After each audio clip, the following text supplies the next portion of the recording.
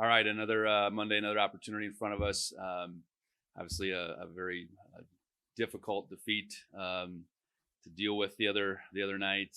Very hard fought. You know, looking back at it, I felt like our effort and our going after it was there, and our execution was off just enough. And obviously a play here, play there is the way a game like that went. If we end up on the other side, I'm sure Coach Jackson would have said the same thing. Great effort, and execution was challenging at times, and it's probably how those matchups are going to go. That they're going to be real tight, and in those tight moments, you got to be the team that executes better. And again, it wasn't for a lack of want to by our guys, but it just didn't end up happening for us. So we've had two games. We've come up on the short side in both of them. We just have to find a way to keep getting better. I think we got better from game one to game two. You can't control your opponents by any means, and we're definitely going to have to get better going into week 3 here.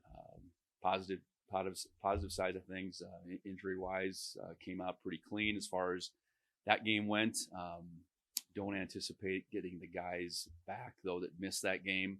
From an injury perspective, they're certainly not out for a long period of time, but they'll be out at least into this week. And in their absence, guys continue to have to step up and do. I think at the linebacker position, the performance Cole Taylor has stacked up now over 2 weeks. Has put him in position that we almost see him as a guy that should be out there. Neil will get back at some point, but Cole will certainly earned a role. I know at the free safety position, both Brian Meredith and JJ Dolan are playing, and they're getting better at the same rate. Offensive line wise, while we played better, I think as a unit, there's still improvement that needs to be made there. Burke will be back, and what we do when Burke gets back, we'll have to decide when that happens. Unfortunately, we missed Chris Long. I think Chris, definitely would have made a difference in that game. But ultimately, other guys, are taking those opportunities, and we need to continue to make the best of them. But other than that, we are on the right side of the injury side of things. So heading into this week, another challenging opponent in the University of San Diego. These 2 weeks for them. They've played at home both weeks. They played a Big Sky opponent in Cal Poly the first week, and they played a future Big Sky team in Southern Utah this past week. Didn't get on the right side of that Cal Poly game, but then this past week got a big overtime win against a against a good Southern Utah team in my estimation. It's clear they have athletes.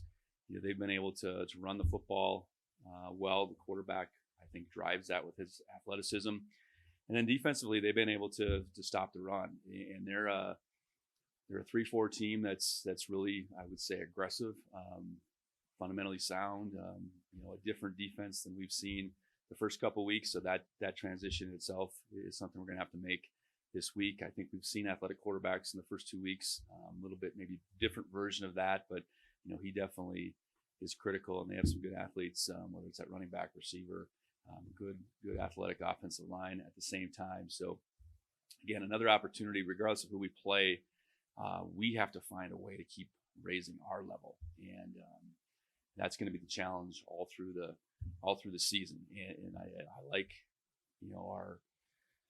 like our potential to do that. And when we meet our potential, I hope it happens sooner than later. We're not there yet, and we need to keep working to get there. So with that, I'll open it up.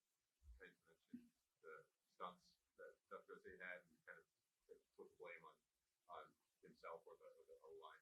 How did you feel kind of like their aggressiveness, the blitzes too, maybe affected some of the challenges? Well, I think 2 weeks in, movement, just period, has challenged us. South Dakota State's a very sound defense no matter what they try to do. They're trying to bottle everything up and make it real hard to create space for your backs, who's ever running the ball. Now, we rushed for over 200 yards, but that was a large part because Justin scrambled around. Getting our running backs established in the run game. We knew it was going to be challenging against them, but ultimately we didn't probably do enough of that, and especially when it comes down to a few runs at the tail end of the game where we have to make a yard or two. We need to make that happen. So area for us to continue to improve is how we handle movement, however it's happening, blitzes, slants, whatever it might be. And I thought we in that game made some strides. In the Oregon game, I guess as the game went along, made some strides, but we can't allow that to be an issue from the jump in any of these games. So I'm sure Coach Smith will work hard at that this week. It's not that we're going to be perfect, but guys need to. The defense isn't just going to be there standing there. We have to be able to handle movement, and that's definitely a point of emphasis. Well, I can sit up here and say that's why we haven't played well. I'm not going to do that. We came out of camp with 6 guys we felt like that could start. One of them was out. We started the other 5 guys. We had a week to prepare for that first game. We practiced 2 weeks with this crew, and our expectation is they execute better than they are.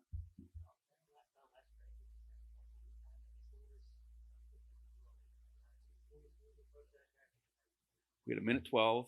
We had no timeouts. We had to probably get to at least a 35 to give ourselves a chance. And we didn't do that. I think we got, like a defense should, they force you to check down inbounds and weighing a short gain versus that clock rolling is a real challenge, and ultimately we get ourselves, I think there was 11 seconds left. We needed to cover probably 15 to 20 yards, and Justin ran. We had a guy wide open kind of right in the middle of the field. Now he had to be a little patient and know that his only play there was to try to make a throw. It wasn't to run, because even if he runs, the only thing he could do is score, because otherwise we would have ran out of time. So our approach was to score. Now, I know we ran it on 3rd and 7 because at that time we only gained 3 yards on 1st and 2nd down. I certainly didn't want to have another incomplete pass and give them another chance. So we ran it for a 1st down, then we were going. And so some level of being able to move the ball, but ultimately not enough to give us a chance. And even on that last play, we were about midfield. So prefer to throw that ball out of bounds and at least get a Hail Mary shot. So anyways, I was very happy our defense allowed us that opportunity to get the ball back and do something with it. And there's going to be more 2-minute opportunities as the season goes along. We need to be able to execute. We got the field goal before the half in large part because of the long kickoff return and the long scramble. We did get that done, but those points at the end of half, end of the game are obviously critical, and you got to be really function at a high level in those situations. And experience is your best teacher. We practice it every Monday morning, and this morning we got the kickoff and we made it, and hopefully the next time we do that.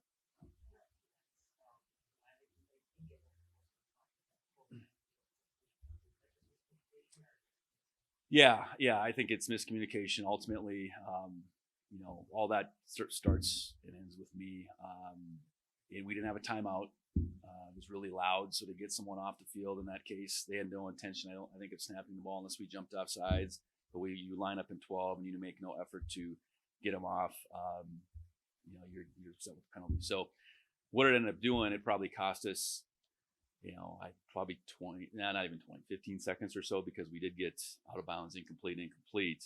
But it cost us some time, and ultimately there's a little field position as well.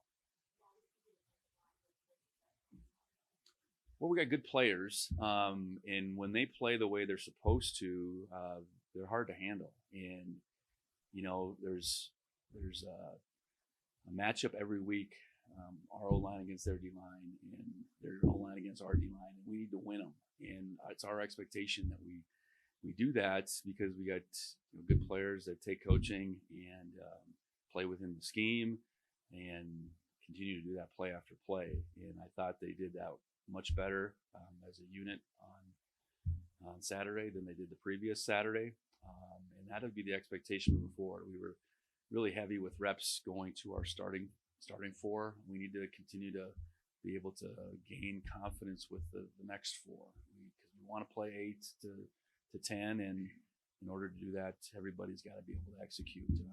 But yeah, they were very impactful. It was probably as good a D-line performance as we've had against that outfit in the 4 times we played them.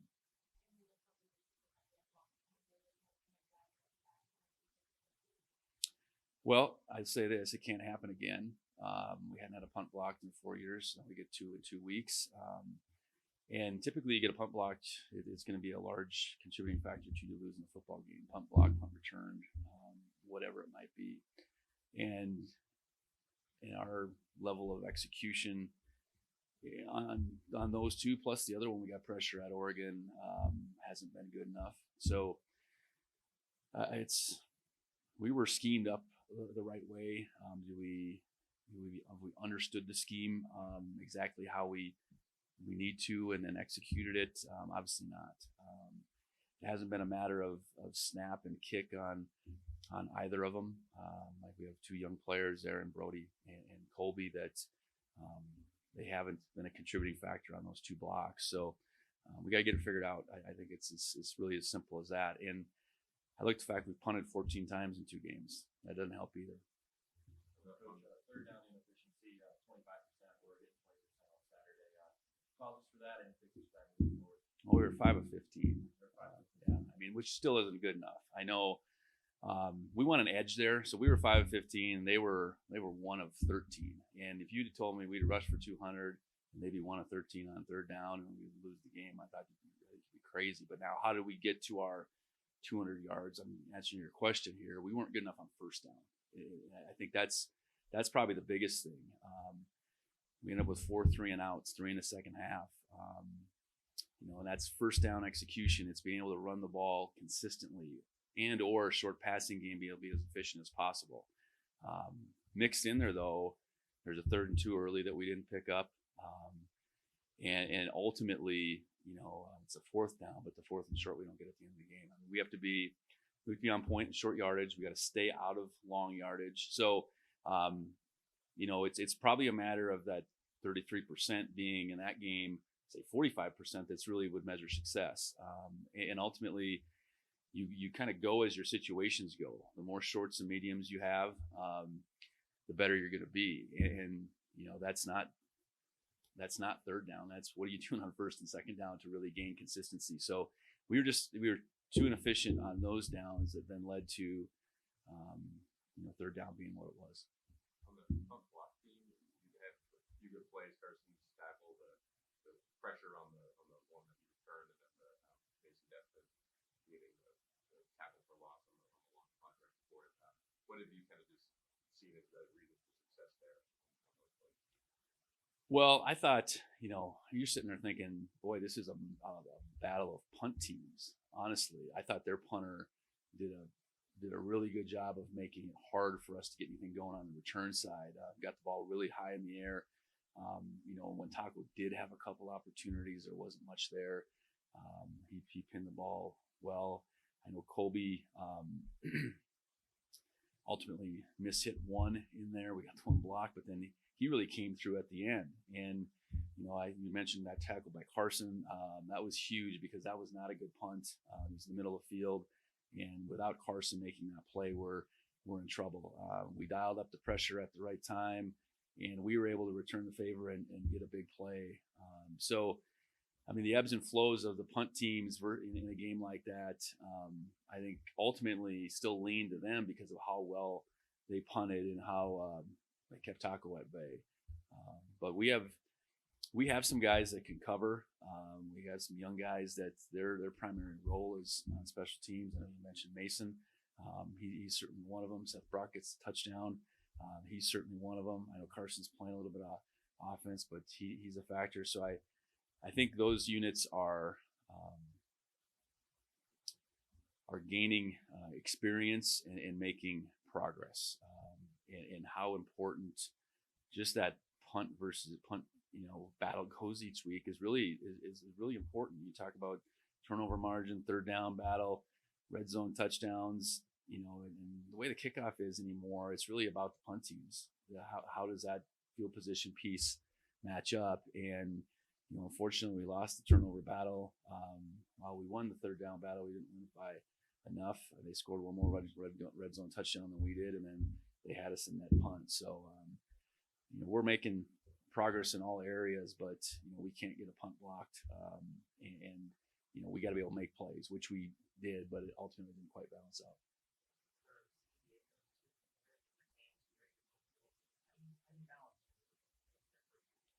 Well, I think you look and say, well, they got some things figured out from week 1 to week 2. Their opponents were different, just the makeup of Cal Poly and Southern Utah, 2 different teams. They got off to a really slow start against Cal Poly. We're down 24-0 in that game. Last week it was a little bit, or last Saturday was a little bit more of a back and forth early, but then they took charge, and you could just sense we were more in control. And the nature of what they at least have aimed to do these first couple of weeks is be balanced, take what the defense gives you, run the football. So if you allow them to be balanced, which includes running the football, they can cause some problems. On the flip side, their aggressive nature.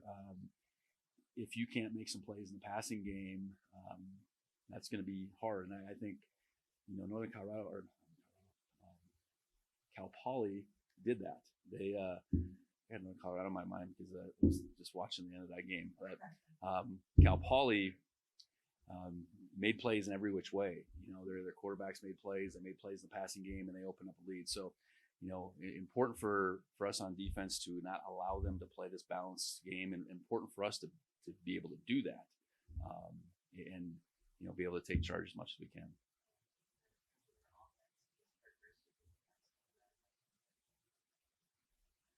Well, it starts with the quarterback.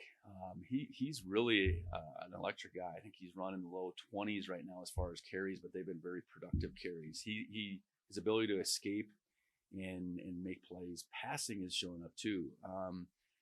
He's the type of guy you want to make one-dimensional. You want to eliminate that ability for him to be able to run around, but I think that's going to be a challenge.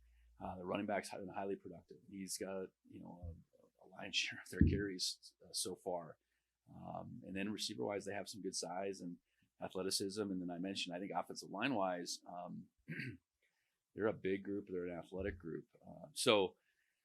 And again, they're gonna be structured so they can take what the defense gives you. So I know it's going to be a little bit of cat and mouse in that regard, and getting them off schedule. Being really good on our end defensively on first down is going to be so important. Well, I think aggressive, and they got some good looking dudes. I know that in front. They're more of a traditional 3-4 team where regular downs they want to play with 3 down linemen and do the things out of that creates problems by just getting hats in the box and be pretty aggressive on the outside in their coverage, leaving guys on islands. So that's why I say, you have to make some plays in the passing game. It just can't be about running every down, and we got to be creative. And again, for us to be successful, it goes back to the recipe. We have to be good on first down. And they have a good pressure package that just shift gears for them a little bit on third down, where they adjust their personnel a little bit. And the tale of 2 games for them is it's been their ability to be more in control of those situations. Yeah. Yep. That was all good. And just the close losses over the last handful of years, how much do you kind of balance thinking about bad luck that goes into that, obviously the execution errors there, and just trying to think about going forward with how close do you feel like these games are to going the other way? Oh well, I look at it, and ultimately we're not there yet. Lots made of our matchup against those 2 schools, and the last 4 have been they've been really close. We've just been on the wrong side of all 4 of them, and that was a playoff type atmosphere on Saturday night, but it doesn't have the playoff finality to it. So you want to be able to say, okay, does that game having that game in the regular season, playing in the overtime, does that better prepare you for, potential opportunity down the road? I hope it does. I hope we get that opportunity is all I can think about right now. I mean, we got to be able to win this week, and that's all you can really think about. So no matter what, I think competition hardens you. It can expose you, and maybe that both of those things have happened through the first 2 weeks. I think we keep finding out we need more. We need to get more out of ourselves. Until you get out there in an overtime situation, and sure, we had a few guys that would have been on that field at the end of the 2023 season, but we had plenty of guys that weren't. It's a different game in overtime, so don't get yourself in those situations first and foremost. But if you do, it's really about making a defensive stop first and foremost. I think that's traditionally what happens. The team that makes a defensive stop is going to win. And we didn't do that on either series. And so we had to be able to match that on offense to just get ourselves in position to make a 2-point play to win a game. No, we didn't do that. So we're not interested in being close. And that's kind of where we're at right now. And we gotta find a way to get better. And San Diego's the only team that is really a concern in trying to get a win this week. You mentioned that 1 minute drill and Justin missing the open guy. Generally speaking, you like to see him stick in the pocket a little bit more. Well, I think it's just knowing, okay, I have no timeouts. We need to get this many yards. I probably have to treat this different than I treated the play 2 or 3 plays before that. And again, experience is the best teacher. Justin's played some, but he hasn't been that guy at his previous stops getting those 2-minute reps, even if it's been in practice. We've done fall camps worth and a couple weeks worth of 2 minutes that we, have played out on the stadium. And I hope those situations have taught him some things, but, experience and gaining experience through the course of the year. Cause it's minute 12. There's no timeouts. You get the balls on the 22. We need to get to here. That was that situation. The next one might be a little bit different. But knowing where you're at in the field, how far you need to get, what that time clock is, and you got guys coming after you. You got all those dynamics. If we get a similar situation down the road, I hope he handles it differently.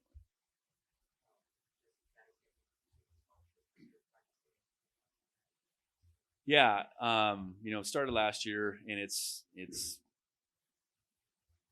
support. It's not necessarily a scholarship because it's coming from an outside source. But yeah, I think for us, the rules have changed. We can have 105 guys on some sort of scholarship, but we still have 63 scholarships within the way the Big Sky chose to do things this year. So to have, our money, I guess, be able to go a little further and to have, 3 guys that, originally walked on that now have stepped in the roles, get that opportunity. I think that's awesome. We had 2 guys last year, and Zach Cruz, Brock Steele, and then this year, Colter Peters, JJ Dolan, and Ryan Correa. I can't thank our supporters enough, and we'll see where the rules are at next year. My hope is that the Big Sky doesn't sit at 63, so then we might handle something like that a little bit differently. But the way the rules currently stood, it was a great opportunity. So as far as bottom weight, do you expect that to be just a game-to-game basis, or is that pretty much how it's going to be? Well, there's a little bit of just opportunity. Situations pop up. There might be certain plays for one or the other, but ultimately, we want the load to be distributed between the both of them. And it was more how we wanted this last game than it was the first game. And again, opportunities are, their play calls, their length of drives that come into play. And I thought Julius did a really good job with the opportunities he had. Adam maybe didn't get as many opportunities as clean as Julius did. I thought Adam had a particularly not long runs, but really impressive runs to score that touchdown in overtime. And then the last one, that wasn't Julius. I don't either one of them was going to gain about a foot short of where they were supposed to get. Coulter, do you have anything?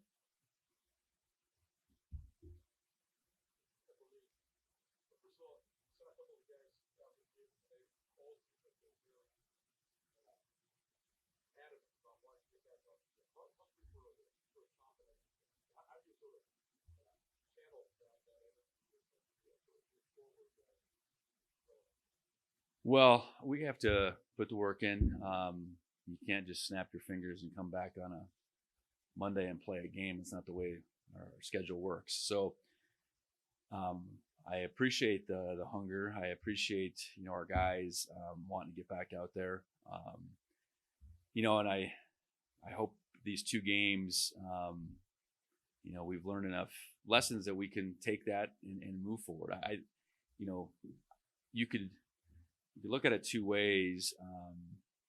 You could really have this sense of panic, or you could have this sense of urgency. Two different things in my mind.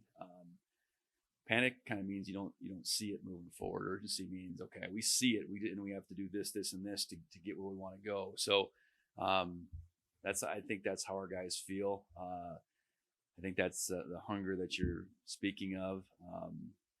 I think our guys clearly understand our expectations here, and we haven't met them in the first couple weeks, and that's not the result necessarily. It's just being able to play really hard and really being able to execute at a level that's that you walk off that field, you put the film in on Sunday and Monday, and you feel really good about it. I think we walked off that field, and certainly it felt like we played hard, but I'm sure there was an inclination in any of those guys' minds that we didn't execute to the level. So go back to work, you put the time in, regardless of who the next opponent is, and you take that step forward.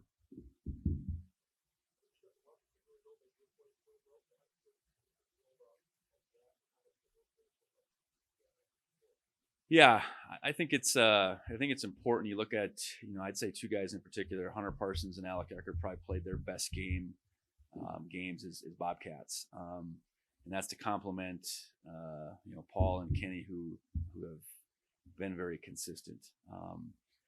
So hey guys, there's a new standard in town. I'm talking about those two in particular, Hunter and Alec, and if that group of four can consistently be at their peak, then we're going to be hard to handle. And I mentioned earlier, we have to figure out how that next four can maybe not exactly duplicate that, but they can be dang close to that, because then we really have something. And it wasn't so much that those next four did anything particularly wrong. They just didn't play as much as we need to, and then that reflects back on how they've been practicing more than anything. So for that group of 8, I think continue to say, hey guys, this is the expectation. You guys need to drive the train here on defense, and you can all do it.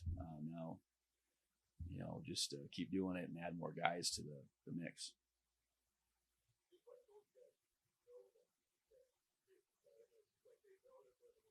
Yeah. No, I think so. And I, any of the years since I've been here, it's been, hey, we got to play well up front, and that's where it starts. And while the names have changed a little bit, I think by the time those guys have gotten on the field, especially the starting group, I think they've known that. But does that next wave exactly know that? Obviously not. So if we can get to, again, that group becoming a more consistent 8-man deal, and it was really 5. I know Zach played quite a bit too, but we can get to that point, then we really have something. So I don't think it's a group that has any sense of feeling like, well, we don't want this on our shoulders. They know it has to start with them, and I think that's what they want.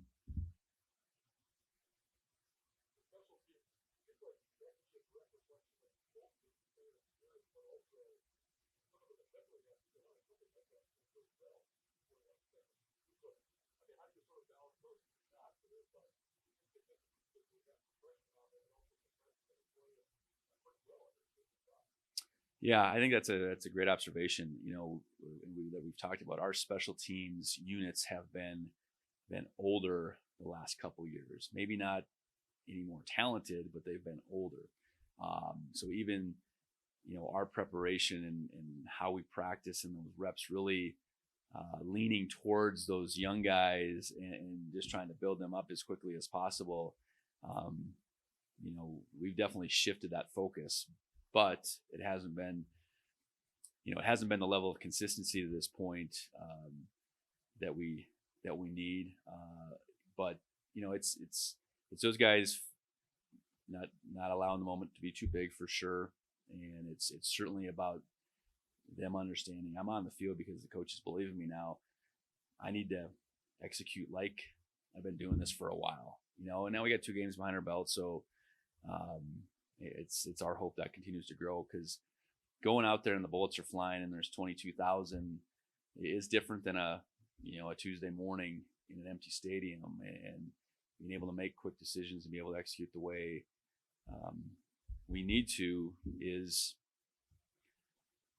challenging, but it's a challenge we need to not only accept but execute, because I think our talent and our speed on those teams should allow for us to be a team that walks away from every week and has an edge in the special teams game, and we clearly haven't had that the first 2 weeks.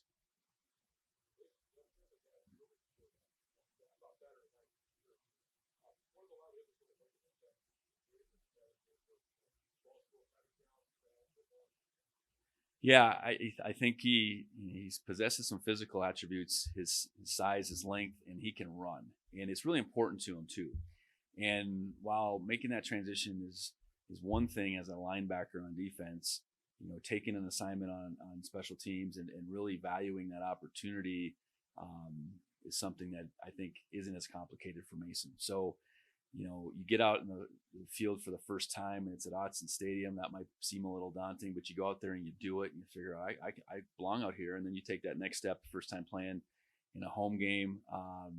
You make plays. That's another step. And now, I'm sure there's a level of consistency and, perfection even that's not quite there for Mason, but he, Seth Brock, I think those two in particular, we got Xavier Aaron's a true freshman out there. Those are 3 big bodies that can really run, and those aren't easy on any roster to find, because a lot of those guys are already playing for you a lot of reps on defense, and those 3 are prominent guys on a multiple number of our teams that I think they really value the opportunity first and foremost, and they have the talent, and they want it, they want to learn, and they really want to make a difference.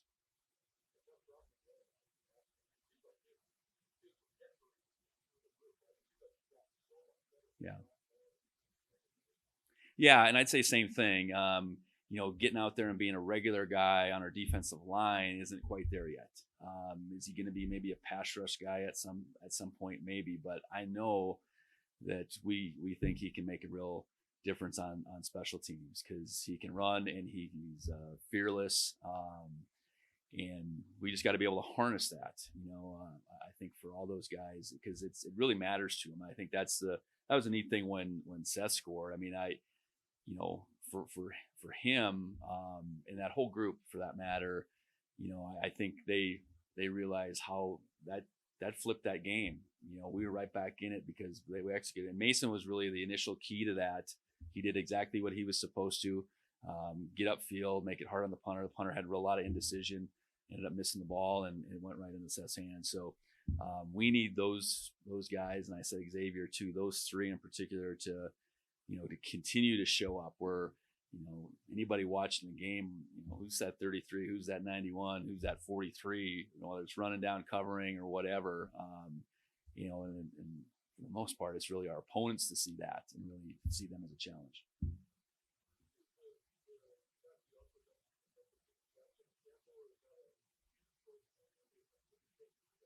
Well, our roster is just young in general. I think so. That's a decision that we made looking at last year's roster. We knew we were going to lose a big number of seniors. We knew that we wouldn't have many seniors this year. We have 9, and that's adding a couple guys I suppose, to that mix. And then, but it's looking at our young talent to say, are they ready to take on more prominent roles, offense, defense? At minimum, are these guys, going to be a factor in special teams? And mid season, we felt that we didn't feel like, we need to reverse course. So we brought in a big freshman class last year versus bringing in a group of transfers that would have made us older. But the makeup of our roster, the senior group was the initial group that had been signed when I got the job. We don't got a lot of those guys left, and it just is what it is. And instead of trying to replace that group, we've continued to recruit young guys that, there's an evolution to who they become here, and it starts with playing special teams in a lot of those guys' case, and evolves as they go along. But that's kind of been our recipe. It just so happens that the average age is a little bit younger in those groups this year.